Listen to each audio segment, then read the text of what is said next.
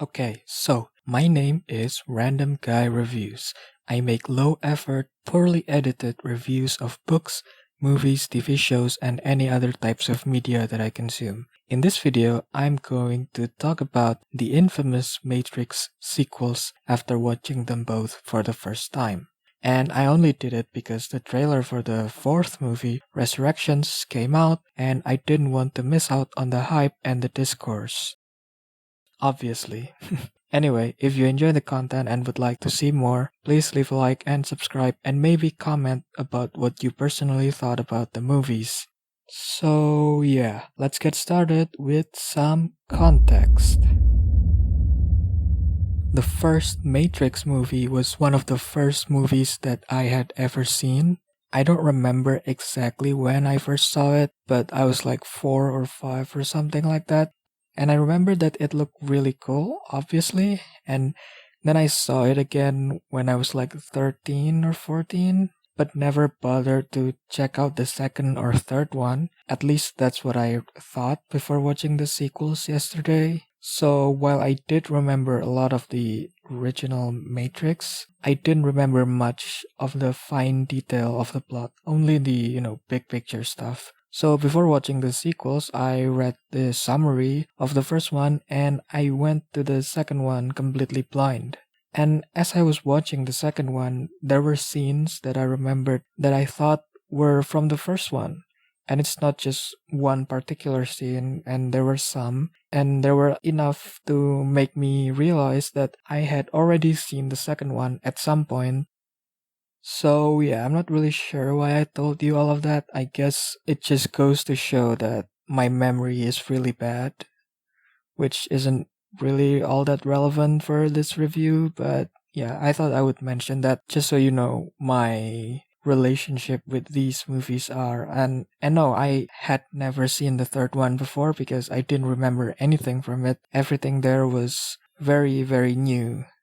But yeah, enough of that. Let's get into what I think of these movies. And before we get into it though, I do want to say that these are just my personal opinions and it is completely fine if you disagree with it because art is subjective. Anyway, I'll try my best to not spoil anything beyond the first one, I suppose. So, yeah. Where do I even begin with Reloaded? Um, okay, so what is it about exactly? Basically, continuing from the first movie, like a few months after, I think, Neo and the gang is trying to end the war between humans and the machines, while the machines are in the process of digging down a tunnel to Zion, a place that we heard a lot in the first movie but never really seen, as far as I remember. So, coming into this movie, I wasn't really sure if people liked it or not because I don't really read reviews of old movies, which is weird because I usually read reviews for things I'm about to watch, but not this time, I guess. Back to the point. Coming into this, I wasn't sure how the sequels were seen among the people, I suppose. I wasn't sure where they stood compared to the original, at least not exactly. What I had heard prior to watching the movie is that both sequels are not as good as the original, but I wasn't sure how much worse they are supposed to be, so since I didn't want to disappoint myself, I had a really low expectation. I thought that they would be total shit, so yeah, I went in expecting shit, and as the epic rock music began and the credits appeared, I thought it was better than shit. Let me elaborate. Maybe the low expectation contributed to why I had such a high opinion of it immediately after it ended. I think this because after I got a chance to actually think about it, it didn't take long before the cracks started to show. And there are a couple kinda major cracks, and even more minor cracks that have since shown themselves to me as I've been thinking more and more about Reloaded. The first one, I feel like some of the scenes were somewhat, I don't know, pointless. This is particularly apparent in the beginning. When I was actually watching it, I didn't feel that way, but upon introspection, upon thinking more about it, I just couldn't shake the feeling that the first act went way, way too long. because, some of the things just have no real point in being there in the first place. I'm not one of those people who thinks that every single moment, every single frame of a movie must advance the plot, otherwise it would be wasted. I'm not that kind of person. I think it is totally fine for a scene to just be exposition. I have more tolerance to bad exposition than most people do because I read a lot of badly written high fantasy. But back to the point, the thing about some of the scenes in the beginning is just that they are really slow. And I guess the Wachowskis did a good job distracting me from that fact when I was actually watching it because most of the movie actually looked really good. It's dated as hell, but most are still not bad. It's just a bit dated.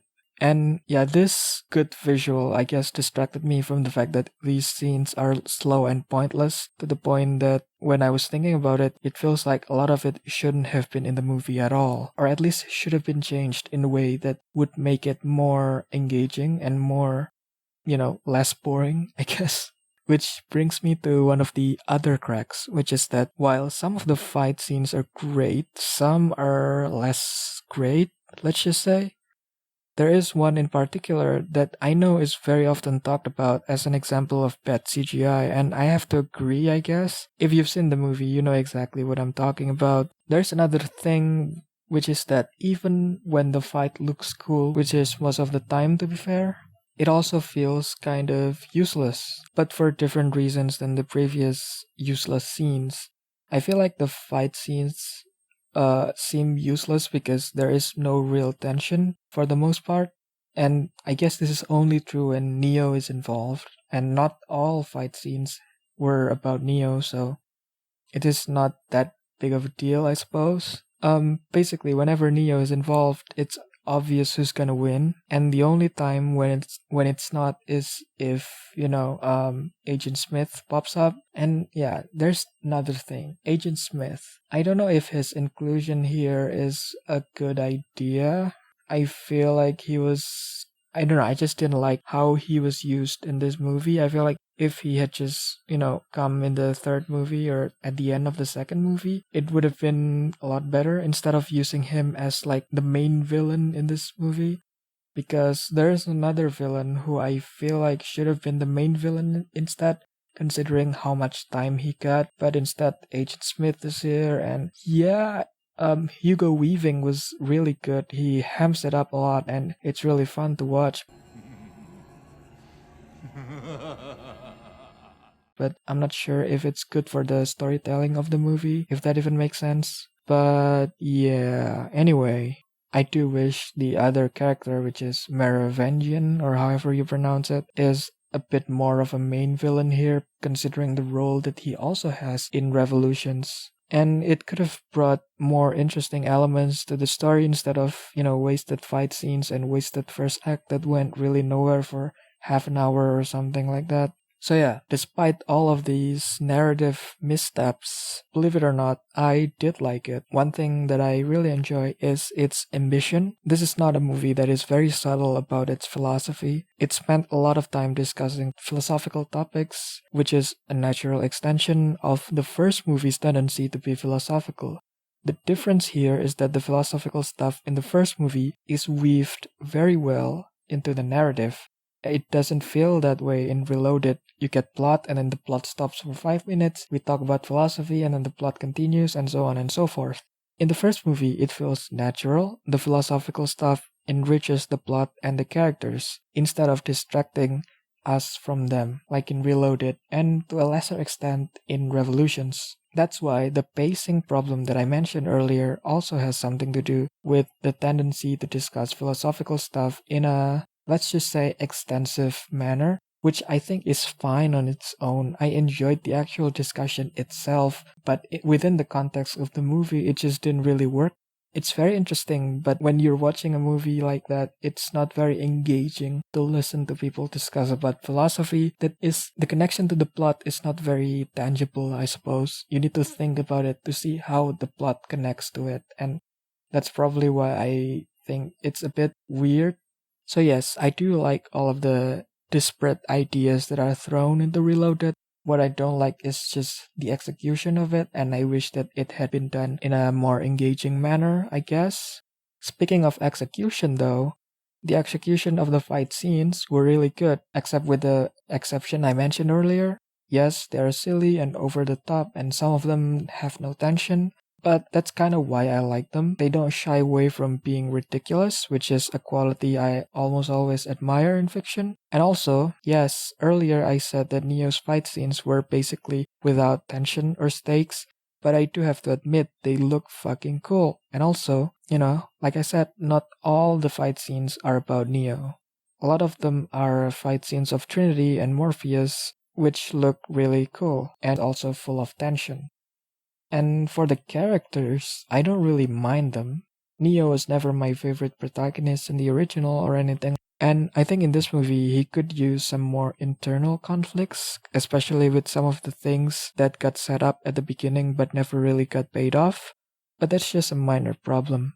I still didn't really mind the way the three main characters' story went in Reloaded, which is as far as it goes in terms of praise that I have for the characterization. The acting, though, I do think it's pretty solid all around. Nobody stood out in a good way, and nobody really stood out in a bad way. Actually, maybe Hugo Weaving stood out in a good way, even though his character is kind of weird being here. But yeah, it's just solid all around, I suppose. Okay, so with all that being said, how would I rate Reloaded? It's not easy. If they had just tightened some of the loose parts of the storytelling and just give more momentum to the story, while maintaining the big ideas in a more streamlined manner, but also the kick ass fight scenes, it could have been a 4 or a 4.5 out of 5. But as it stands, it's a 3 out of 5 for me. Definitely inferior to the original, but I think I like it more than the consensus seemed to. And it's also not to the point where it's bad or even average, which is 2.5 for me. And now we go to Revolutions. Okay, so to start things off, Revolutions is a very different type of story compared to Reloaded, at least from my perspective. So the premise isn't all that different. Zion is still waiting to be invaded by the Sentinels machine thing. And yeah, that's one of the subplots of the movie, which unfortunately is filled with characters I can't give a shit about at all. So, despite the fact that from the visual and pacing perspective, the subplot is done very well, in my opinion, unfortunately, it lacks the emotional engagement that I think is necessary when you spend so much time on the subplot. Don't get me wrong, the movie tried to get me care, so credit for that, but it just failed. I didn't really care about any of them, which is a bit unfortunate, but this part of the plot isn't all bad. The actual war or battle sequences is, in my opinion, really good. Of course, it would have been a lot better if there was someone who I could emotionally connect or attach myself to, but whatever. The other plot thread or plot point, whatever you want to call it, is the main one, I guess, involving the main group trying to get a hold of Neo after he seemingly disappeared in the aftermath of the climax of Reloaded. Thinking about this again made me realize that these sequels, these movies, would probably have worked better as a 4.5-hour movie, which might sound stupid when I say it like that, but honestly, I feel like the fact that these are two different movies probably contribute to the reception that it got. The ending of Reloaded doesn't seem like a proper ending to me, and the beginning of Revolutions has always seemed a bit weird to me. And I feel like if they were the middle parts of a single long movie, it would have worked better. As for the rest of the plotline, I don't know. This movie really, and I mean really, wasted Morpheus. He didn't have shit to do, and it was just so weird, and it's just a shame to see him get sidelined in the third movie. I mean, yeah, he got decent character development in this movie, and I do like how his characterization has changed in this movies, but it was a bit unsatisfying. And while Morpheus was a bit disappointing in this movie, I do like how Neo and Trinity's story went in this one. I was never really the biggest fan of their relationship or their dynamic before, but I don't think they're annoying or anything. I just thought it was fine. Maybe it's just because of how the dialogues are written. I don't know. The dialogue in the sequels are generally not that great, they're not the best dialogues that the Wachowskis have written, let's just say, because I do know that they can write good dialogues, like in Sense8 or in my favorite Wachowskis movie, Speed Racer. But this was not it. Anyway, back to the Matrix. I think that there's just something really weird going on with the dialogues when one scene is just this really deep or seemingly deep philosophical musings that barely make sense to most of the viewers because they can't really think while also watching the movie, if that even makes sense. And then the next scene, we get this over dramatic relationship stuff that feels not very natural. But yeah, back to Neo and Trinity, they were great in this one, and unlike in Reloaded, Neo's fight scenes now feel like they actually have some stakes and tension in them, which is nice. And then there is also the ending. I'm a bit conflicted about the ending, not about how it looks. It looks fine. It doesn't look all that dated, especially like yeah, this is weird. Reloaded looks dated to me, at least a lot of it, even though they look good, but they look dated. Revolutions, for the most part, don't look dated, and I don't know why exactly. It's just how my brain interprets them, I suppose. But yeah, so the ending. I think it looked great. It feels like an anime fight scene, just like most of the fight scenes in this trilogy. I'm just a bit confused about how it works, like the mechanics of it, and also the philosophical implications behind it, and just how the fight works, basically. And yes, maybe it's not really a big deal in most, action blockbuster movie, but considering these movies put a lot of emphasis on philosophical concepts between the fights, I feel like I should have understood more about how the fight works philosophically, like the implications of it, but I don't. And I'm not sure whether that's my fault for not paying enough attention or for not connecting enough dots, or maybe it's just the movie's fault for not making it clear enough. So, yeah, that's a lot. Okay, so some closing thoughts, I guess. I do like the Matrix sequels a bit better than the general consensus seem to be. They are not without problems. They have a lot of those, actually, but I do think that they also have a lot of good shit that the general audience tend to overlook for some reason. And for Revolutions in particular, I think I might actually say that it's a decent movie for me. I don't know. I gave Reloaded a 3 out of 5, which is above average, so I think I'd give Revolutions a 3.5 out of 5, which is decent, I guess. I don't know. These days, it's easier for me to say what makes a story work or doesn't work for me, but to actually put number on the enjoyment that I have of those movies, it's a bit more difficult. But yeah, anyway, I've seen the trailer of Resurrections, which is supposed to come out in a couple months from now, and maybe it's dumb to say this now, and maybe this will age terribly. We'll see.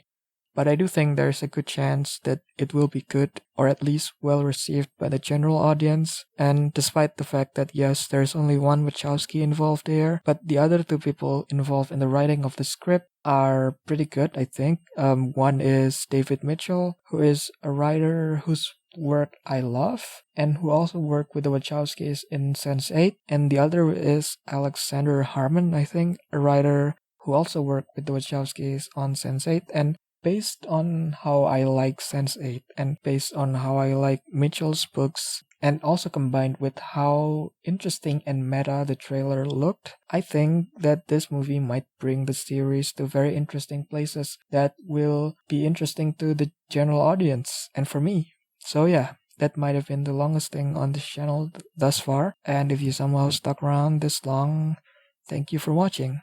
Goodbye.